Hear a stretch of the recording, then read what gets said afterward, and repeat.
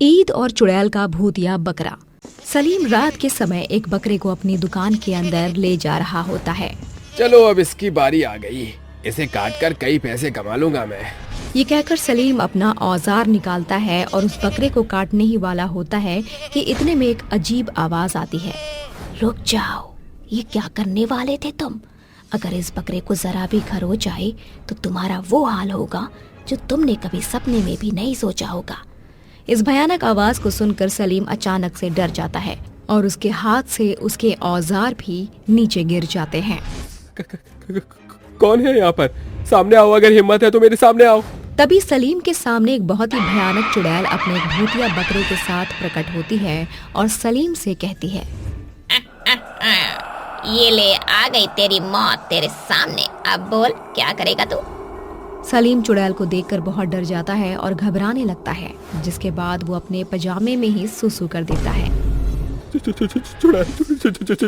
चुड़ैल, हे भगवान, चुड़ैल कहाँ से आ गई? अरे कोई बचाओ, कोई मेरी मदद करो। कोई नहीं आएगा यहाँ तुझे बचाने।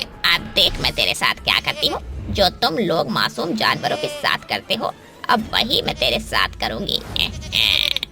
ये कहकर चुड़ैल उस मासूम बकरे को टेबल के ऊपर से उतार के नीचे रख देती है और सलीम को टेबल के ऊपर रखकर उसकी मुंडी और उसके हाथ पैर काट देती है, जिसके बाद सलीम तड़प तड़प के मर जाता है और चुड़ैल का बकरा सलीम को खा जाता है। लेकिन वहाँ से जाने से पहले चुड़ैल सलीम के खून से उसकी दीवार पर लिखती है, यहाँ मासूम जानवरों को मारना मना है। अगर किसी ने मासूम जानवरों को मारने की हिमाकत की तो मैं उसे नहीं छोड़ूंगी। ये लिखने के बाद चुड़ैल वहाँ से गायब हो जाती है। अगले दिन सुबह गांव के सभी लोग सलीम के खून से वो सब लिखा हुआ देख डर के मारे थर थर कांपने लगते हैं। या अल्लाह, कितनी बेरहमी से सलीम को मारा गया है। कोई इतना निर्दयी कैसे हो सकता है?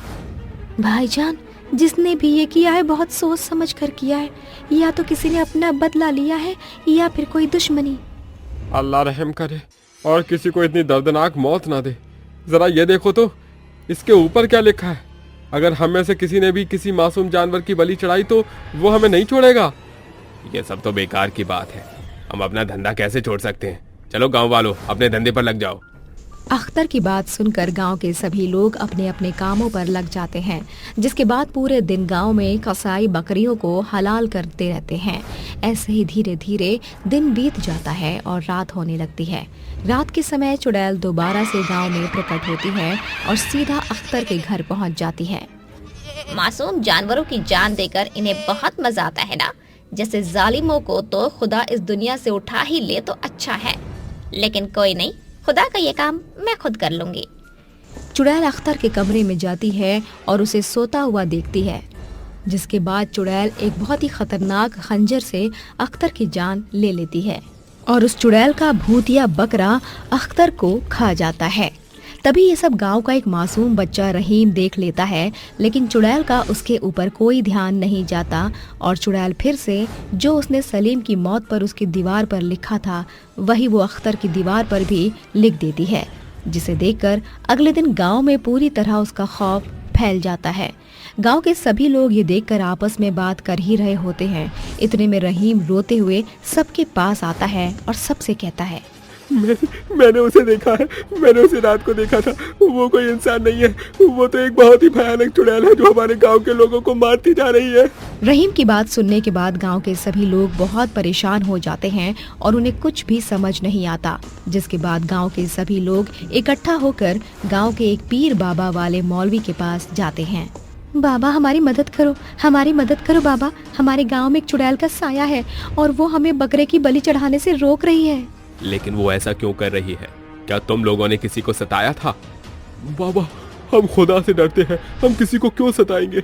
मौलवी बाबा गांव वालों की मदद करने के लिए तैयार हो जाते हैं, जिसके बाद मौलवी बाबा अंधेरी रात में गांव पहुंच जाते हैं और चुड़ैल को बुलाने के लिए अपने मन में दुआ पढ़ते हैं, जिससे चुड़ैल तड़पने लगती है और मौलवी के पास अपने भूतिया बकरे के साथ पहुंच जाती है। मौलवी, तूने मुझे यहाँ क्यों बुलाया? अपने मन से ये दुआ पढ़नी बंद कर, मुझे इससे बहुत तकलीफ हो रही है। कर दूंगा बंद, लेकिन मुझे पहले तू ये बता कि आखिर तू इन गांव वालों को क्यों परेशान कर रही है और गांव के लोगों को क्यों मार रही है, और तेरा उस पैगाम का क्या मतलब, क्या था वो? मैं तुझे क्यों बताऊं? तू होता कौन है मुझसे ये सब पूछने वाला? देख चुड़ैल, सीधी तरह पूछ रहा हूँ, बता दे, वरना अंजाम बुरा हो सकता है। मौलवी के पूछने पर भी चुड़ैल उसे कुछ नहीं बताती, जिसके बाद मौलवी अपने मन में कलमा पढ़ने लगता है, जिससे चुड़ैल तड़पने लगती है और अपनी कहानी बताने लगती है। ये कुछ समय पहले की बात है। बचपन में मेरे अब्बू ने मेरे लिए एक बकरा लाकर दिया था। मैं उसके साथ हमेशा रहा करती थी। वो एक केवल बकरा नहीं, मेरा दोस्त था। मेरे बकरे के साथ लगाव देखकर अब्बू ने उस बकरे को मेरे हवाले छोड़ दिया।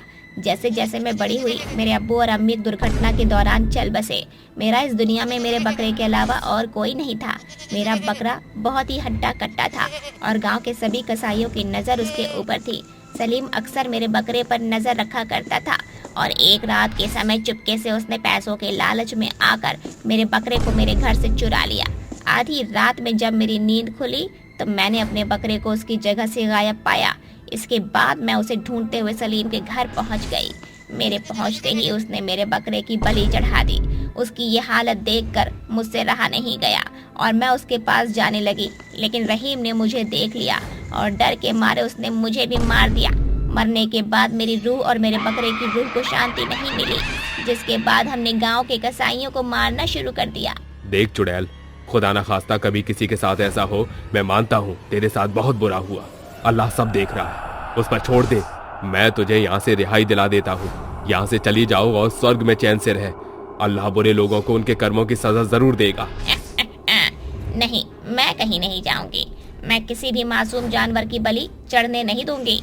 मौलवी बाबा चुड़ैल को कई बार समझाते हैं, लेकिन इतना समझाने के बाद भी चुड़ैल उनकी एक नहीं सुनती, जिसके बाद न चाहते हुए भी मौलवी बाबा को दरूद शरीफ पढ़ना पड़ता है, जिसके बाद चुड़ैल बहुत ज्यादा कमजोर हो जाती है। तभी मौलवी अपनी जेब से एक खाली शीशी की बोतल निकालते हैं और उसका ढक्कन खोलकर चुड़ैल और भूतिया बकरे को उसके अंदर कैद कर लेते हैं और वहां से चुड़ैल और भूतिया बकरे को अपने साथ ले जाते हैं, जिसके बाद गांव के ऊपर से चुड़ैल का साया हमेशा के लिए चला जाता है।